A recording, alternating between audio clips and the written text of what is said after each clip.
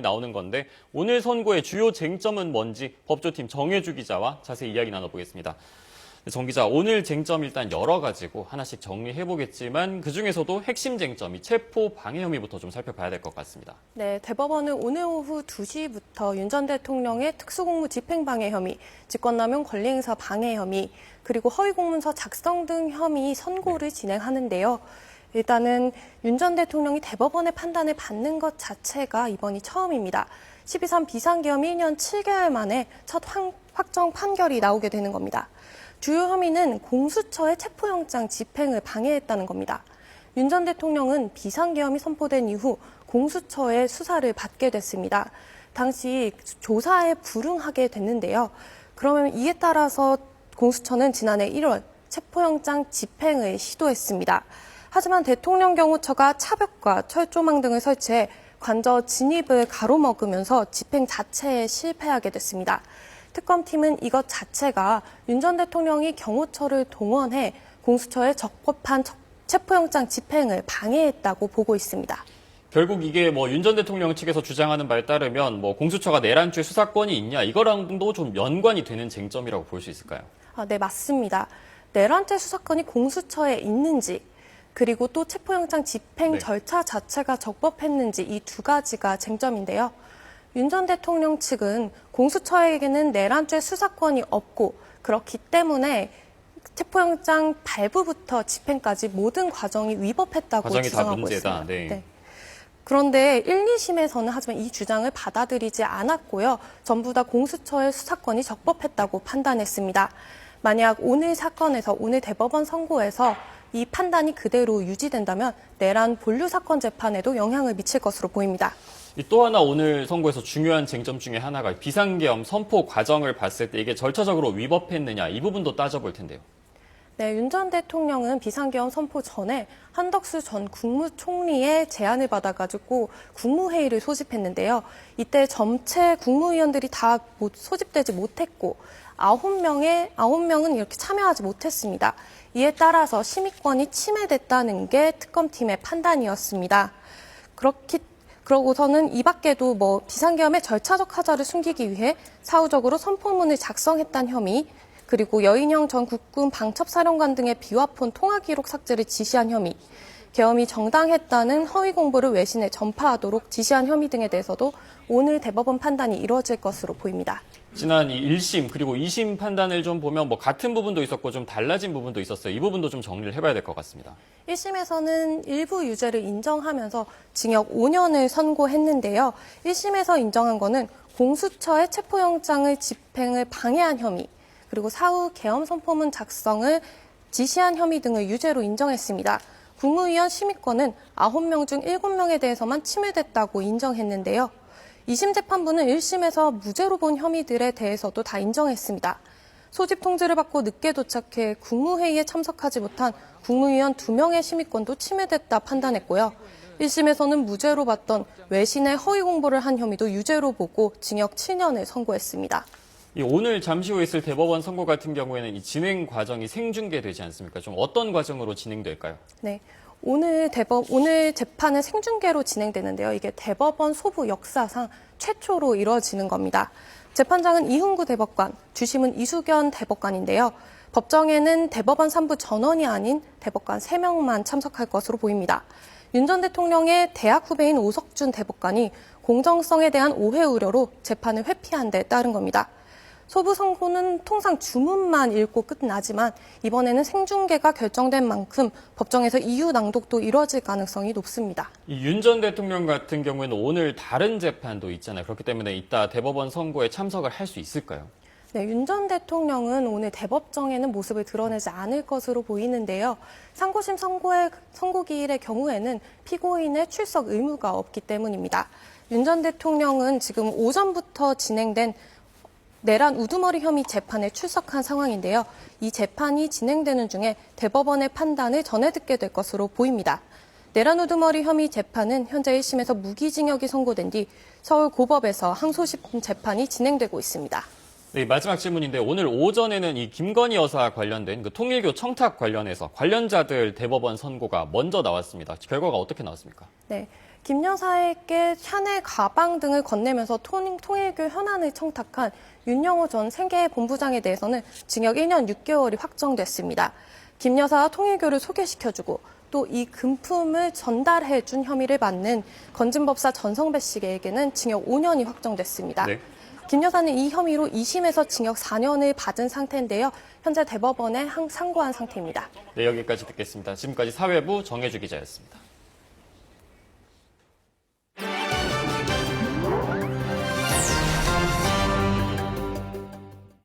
아이슬란드는 올해도 상업적 고래잡이를 허용했습니다. 전통 산업을 지킬 것인지 유럽의 기준에 맞출 것인지가 새로운 논쟁으로 떠오르고 있습니다. 거대한 고래 한 마리가 작업장 바닥에 놓여 있습니다. 작업자들은 칼을 들고 해체 작업을 이어갑니다. 아이슬란드가 상업적으로 주로 포획하는 긴수염 고래입니다. 대왕고래에 이어 세계에서 두 번째로 큰 동물로 올해도 최대 150만 포획이 허용됐습니다. 포경업계는 전통 산업이라고 주장하지만 동물보호단체들은 잔인한 동물 학대라며 중단을 요구하고 있습니다. Die Finnwale etwa 11,5 Minuten brauchen, bis sie wirklich tot sind und manche sogar 2 Stunden lang leiden, mehrfach harpuniert werden müssen, weil die Sprengharpunen nicht explodieren. 오는 8월 EU 가입 협상 재개 여부를 묻는 국민투표를 앞두고 포경을 둘러싼 논란은 정치권으로 번지고 있습니다. 유럽연합은 상업적 포경에 부정적인 입장이어서 포경 문제는 가입 협상의 핵심 변수로 꼽힙니다. 전통을 지킬 것인가, 국제사회의 기준에 맞출 것인가. 거대한 고래를 둘러싼 논쟁은 아이슬란드의 미래를 둘러싼 선택으로 이어지고 있습니다. 중국 SNS에서는 스트로 텀블러 사용 중 뜨거운 물이 튀어 화상을 입었다는 영상이 연일 올라오고 있습니다. 按这个开关的时候，他当时就从这个吸管里 소방대원이 직접 실험을 했습니다. 뜨거운 물을 가득 넣고 스트로 텀블러를 열자 옆에 있던 A4 용지가 다 젖을 정도로 뜨거운 물이 콸콸 뿜어져 나옵니다. 텀블러 안 작은 구멍 모양의 압력 조절 장치 뚜껑을 열자 이번에는 물이 나오지 않았습니다. 축적된 가스에 의해 마개가 강한 힘으로 튕겨나가면서 충격과 열상 위험을 초래한 것입니다. 구기자와 대추를 넣고 오랜 시간 달인 발효성 음료도 텀블러 사용 시 주의해야 합니다. 텀블러 내부에 가스가 생성돼 개봉 시 뚜껑이 튕겨나갈 위험이 크기 때문입니다. 소방대는 텀블러는 음료를 차갑거나 뜨겁게 유지하도록 설계됐지만 내부 압력을 견디도록 제작되지 않았을 수도 있다면서 올바른 사용을 당부했습니다.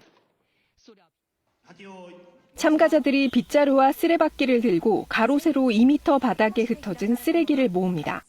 속도뿐 아니라 얼마나 정확하게 쓸어 담는지도 평가 대상입니다. 대회를 개최한 사람은 직원 100여 명의 청소업체 사장 스즈키 씨입니다. 스즈키 씨는 4년 전 한 입사 지원자의 할 수 있는 일이 청소밖에 없다는 말에 큰 충격을 받았습니다. 청소의 전문성을 보여주고 싶어 대회를 기획했습니다. 대걸레질 하나에도 지렛대의 원리라는 과학적 요령이 숨어 있습니다. この力点に力を入れるとここに力が加わるっていうね。 스즈키 씨는 젊은 세대에게도 청소의 재미를 알리기 위해 지역 고등학교를 찾아 청소 기술을 가르치고 있습니다. ここが真ん中の線路として車のねワイパーの壁際にまず集めちゃいますね。 스즈키 씨는 청소에 자부심을 갖는 사람이 많아지도록 청소 검정 시험을 도입하는 등 활동을 넓혀가고 있습니다. 튀르키예 안탈리아 들판에 빨강, 노랑, 파랑 등 형형색색의 사각형 패턴이 끝없이 펼쳐져 있습니다. 작물 수확이 끝난 이곳 들판에 여름이 되면 튀르키예 각지에서 운반된 수제 카펫들을 말리는데요. 축구장 수십 개 면적의 4,000여 장이 줄지어 펼쳐진 mo습이 마치 거대 야외 카펫 갤러리를 연상케 합니다. Bunların hepsi doğal, organik, yün kök boyalılar. 지중해의 뜨거운 햇살 아래 정렬된 카펫들을 작업자들이 주기적으로 뒤집어 주는데요. 겨울 동안 창고에 보관되면서 생긴 습기와 박테리아 등을 제거하는 전통 건조 방식입니다. 또 이렇게 수개월 동안 태양빛을 받으면서 카펫 색상은 한층 부드럽고 자연스러운 특유의 파스텔 색조로 살아납니다. Çok güzel görsel bir şölen var. Renk renk her yer halılar. Yani resmen renk cümbüşü diyebilirim. 전통 수공예와 자연이 함께 만들어 놓은 안탈리아의 카펫 들판. 여름이면 이 이색적인 장관을 보러 일부러 찾아오는 이들도 늘고 있습니다. KBS 월드뉴스입니다.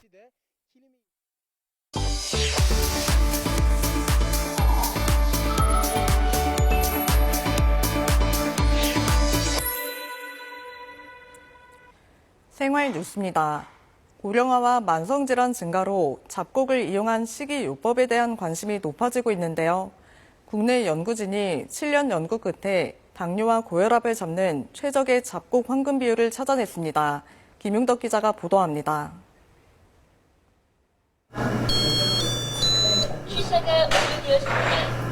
밥솥 뚜껑을 열자 김이 피어오릅니다. 갓 지은 잡곡밥입니다. 흔히 먹는 흰 쌀밥보다는 거칠지만 담백하고 건강한 맛입니다. 씹을수록 더 구수하고 고소한 맛이 더 나는 것 같아요. 잘 불려서 밥을 하면 꾸준하게 계속 먹을 게도 부담이 없을 것 같아요. 먹을만 하면서도 건강에 좋은 잡곡밥의 비결은 바로 조합. 항당뇨 잡곡 최적 비율은 귀리 30, 수수 30, 손가락조 15, 팥 15, 기장 10이고 항고혈압 최적 비율은 손가락조 30, 수수 35, 팥 35입니다. 7년간의 연구 끝에 찾아낸 최적 조합입니다. 80개도 넘는 조합을 선정을 해서 세포와 동물 실험까지 거쳐서 이 결과가 나오게 되었습니다. 동물 실험 결과 각각 공복 혈당은 22%, 혈압은 20% 감소 효과가 있는 것으로 나타났습니다. 혈당과 관련된 부분에서는 메트포르필이라는 대조물질이 있습니다. 약으로 쓰여지는데 그것과 동등한 수준의 효과를 낼 수 있다. 식품 기업들의 기술 이전을 진행해 의료용이나 고령 친화식품 등 다양한 제품이 출시됐습니다. 떡이나 과자 등 다양하게 가공해 소비자가 더 편하게 먹을 수 있습니다. 떡을 눌러서 술만 증발시키면서 살짝 볶는 형태거든요. 당뇨가 앓으시는 분들이 정말 걱정 없이 드실 수 있다는 게 너무 좋을 것 같습니다. 농촌진흥청은 우수잡곡 재배단지를 확대하고 기업 협력 체계도 강화할 방침입니다. KBS 뉴스 김용덕입니다. 여성 2명 가운데 1명은 경력 단절을 경험했고 경력 단절 뒤 재취업을 한 경우 임금은 80%로 준다는 조사 결과가 나왔습니다.